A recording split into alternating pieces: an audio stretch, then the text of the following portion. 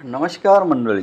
अप्पी आमचे कलेक्टर ही मालिका संपून काही महिने झाले असले तरी अप्पी आणि अर्जुनसह मालिकेतील पात्र आजही प्रेक्षकांच्या मनात आहेत.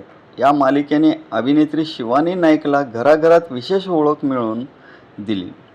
22 ऑगस्ट 2022 रोजी मालिकेचा पहिला भाग प्रसारित झाला होता. या खास दिवसाची आठवण सांगताना शिवानीने सोशल मीडियावर काही खास फोटो शेअर केले आणि भावूक पोस्ट लिहिली. शिवानी म्हणाली की 22 ऑगस्ट 2022 हा तिच्यासाठी फक्त मालिकेचा पहिला भाग नव्हता, तर तिचा चेहरा पहिल्यांदा टीव्हीवर दिसला आणि अभिनेत्री म्हणून तिच्या प्रवासाची सुरुवात झाली. अप्पीच्या भूमिकेने तिला महाराष्ट्रभर खूप प्रेम आणि मान मिळवून दिला.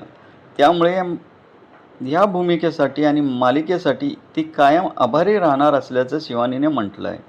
तसंच पुढच्या प्रवासात अजून अनेक टप्पे गाठायचे असून चाहत्यांचं मनोरंजन करण्यासाठी ती नेहमीच तयार असल्याचंही तिने सांगितलं. या पोस्टमध्ये शिवानीने निर्माता श्वेता शिंदे, वज्र प्रोडक्शन आणि झी मराठीचे आभार मानले आहेत.